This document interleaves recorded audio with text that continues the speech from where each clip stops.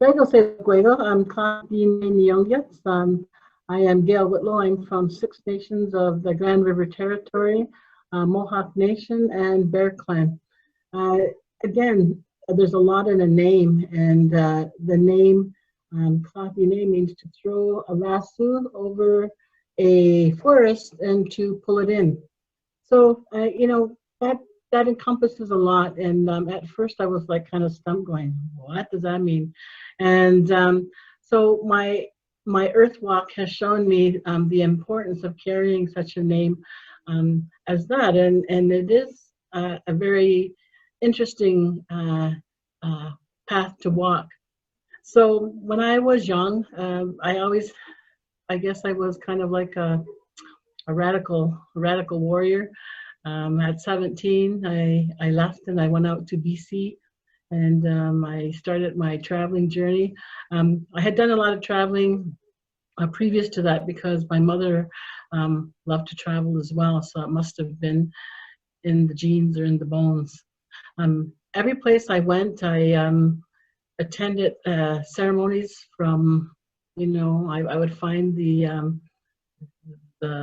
family, and then I would, I'd be involved in learning the different ceremonies. And I think that shaped a vast part of who I became or who I am now, because there's so many different ways to honor or to prepare for whatever it is that the reason was you chose to go into ceremony for. So there were ceremonies for like putting up totem poles, and there was ceremonies for birth, and ceremonies for death, and ceremonies for coming of age, and ceremonies for influencing the weather. And I mean, the list of ceremonies is endless. And what I was inspired by was the message that these ceremonies, I guess, put out there. One was the structure. So many ceremonies in different lands have a similar structure, and it's for the same purpose, but it's just done in a different way. So experiencing these kinds of things helped my mind to expand more, so I wasn't just focused on one way of being. The second part of it, these ceremonies, was it wasn't just Native ceremonies that I attended. I remember going to see the Dalai Lama. I remember going to see like some of these other elders that even though I didn't understand their culture, I was interested in what their message was and how they presented their teachings. So this helped me to be more proud in who I am as a Haudenosaunee woman. It helped me to find the strength in understanding our culture even more.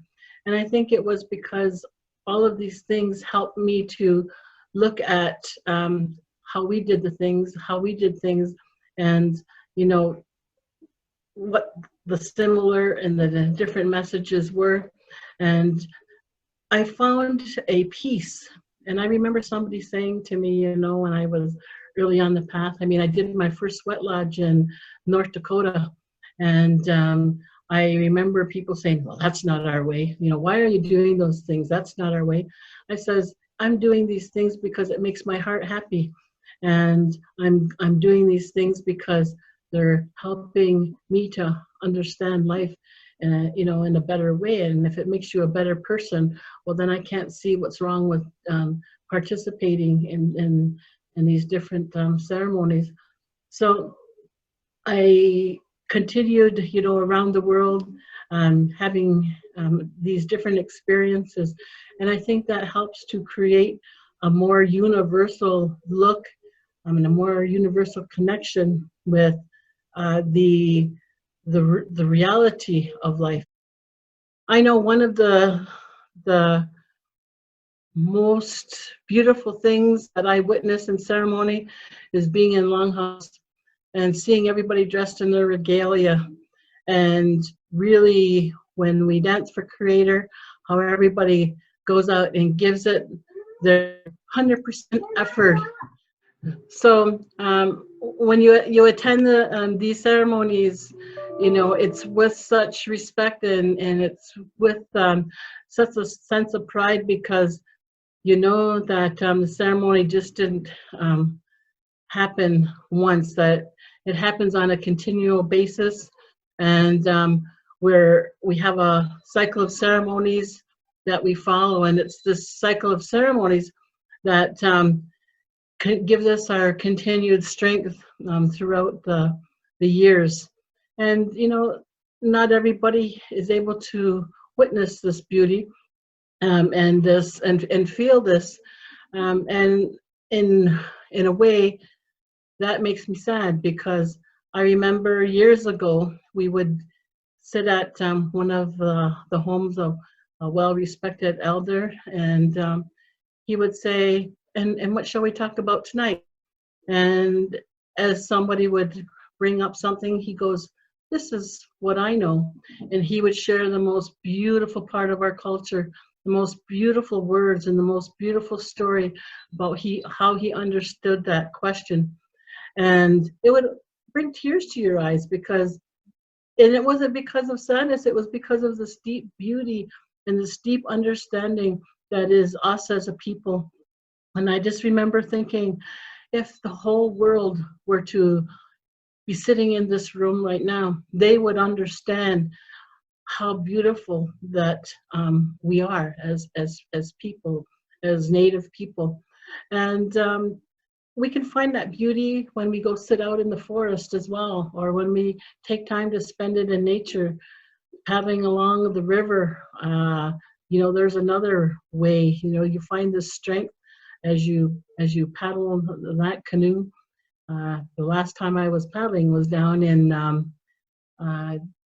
Illinois, and we were back in one of those swampy areas, and we got to paddle those canoes through the old forest, and he would tell us the different stories about where we were traveling.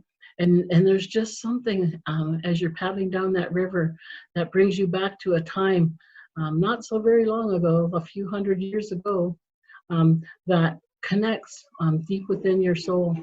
So we really try to understand and to connect with, more so connect with the ways of old.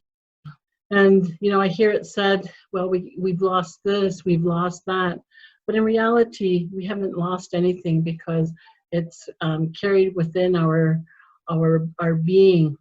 And I know that one time in Poland, we attended this ceremony, and the ceremony was about bringing back old ceremonies that they had previous to the time that, you know, Europe was colonized. And so this woman had done some deep soul searching and some visioning, and she brought back the ceremony called, she calls it the spiral dance.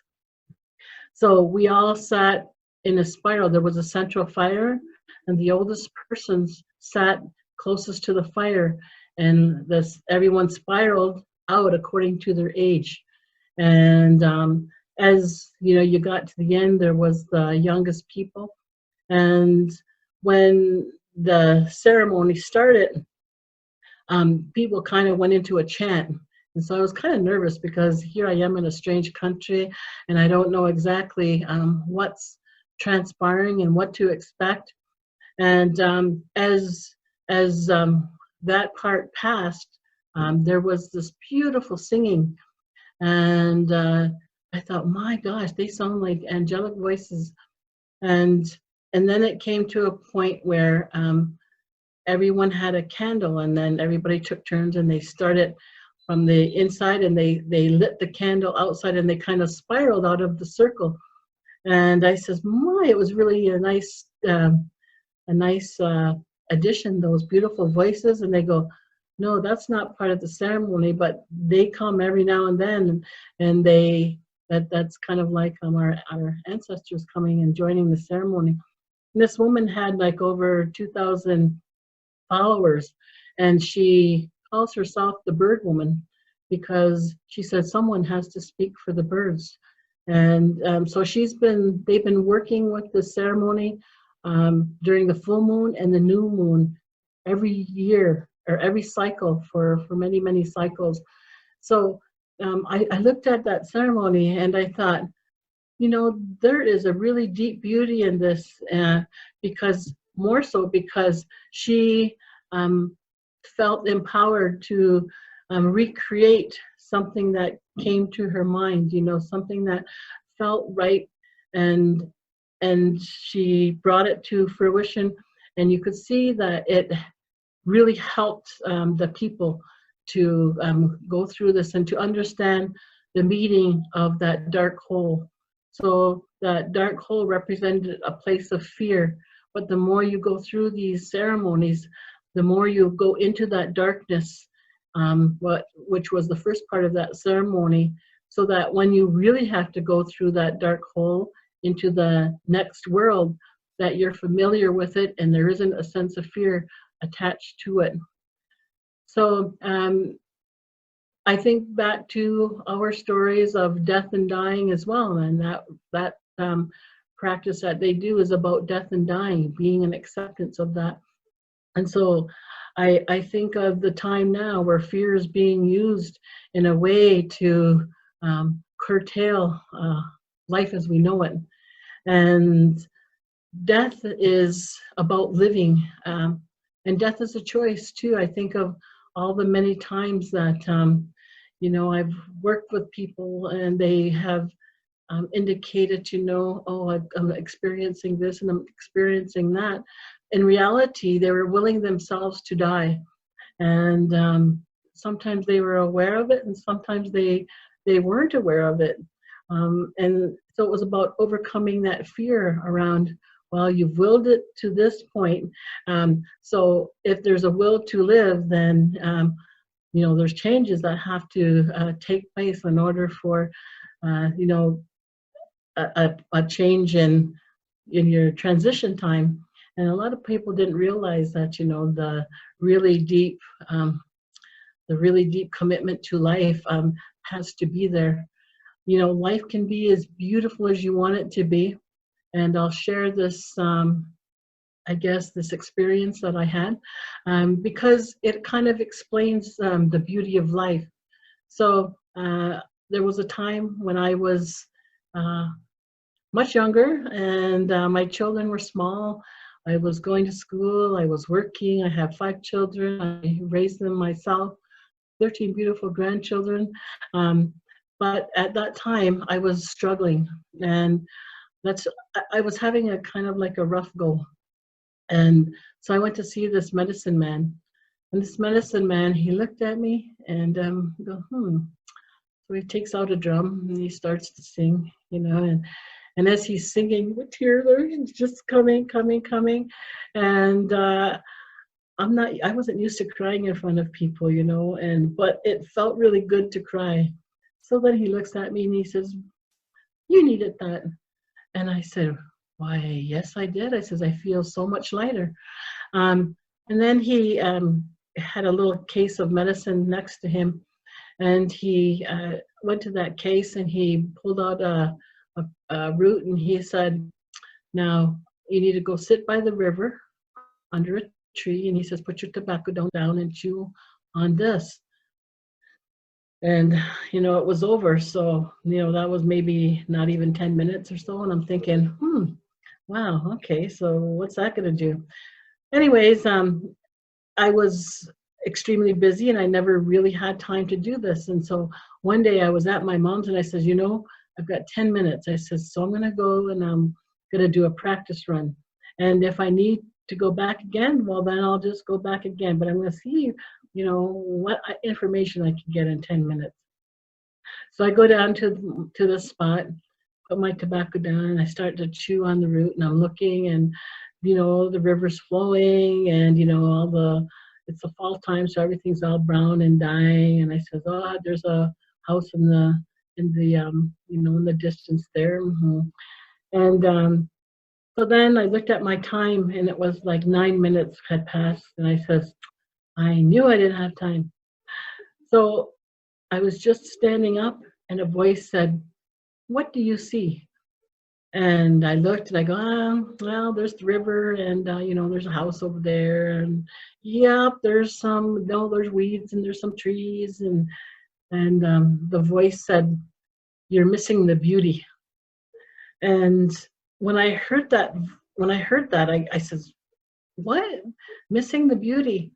So what I did was I took that message and I looked at everything. I started to look for the beauty in everything that I saw and everything that I did, everything that was good, everything that was bad. I know that there was a beauty to be found.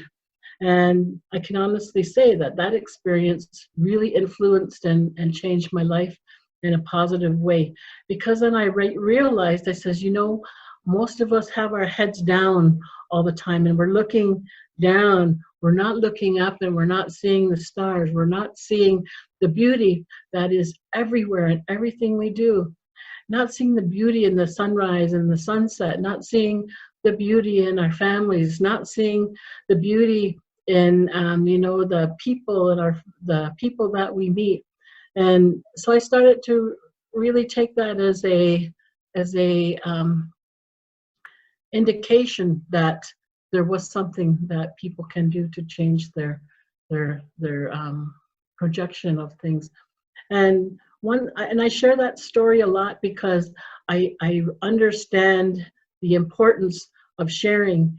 Sharing is caring, and as Native people, our gift has always been dreaming and stories, and in the old communities and in the communities, we always had dreamers, and we always had people who knew things.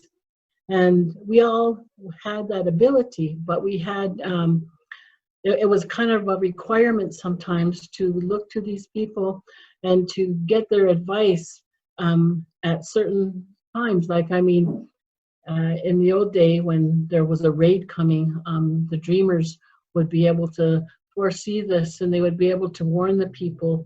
And so the people were able to move to, a location other than the location they were going, because they had this insight. So a lot of people don't know that that insight is simply intuition. And intuition is a way that our ancestors and our loved ones try to communicate with us. And it's like really simple. And a lot of times we're walking out in nature and we're using some deep breaths, and we really should be using these deep breaths in our daily, everyday life, but we forget and we shallow breathe. But when we're out in nature, we go, and we take a nice deep breath, and we start to let a different energy flow.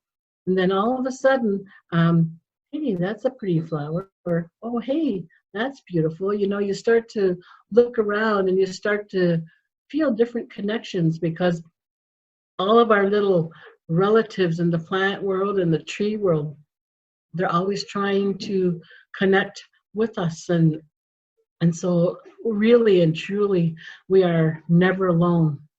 So I'll end with one last vision, I guess, that I found was extremely, I guess you could call it enlightening.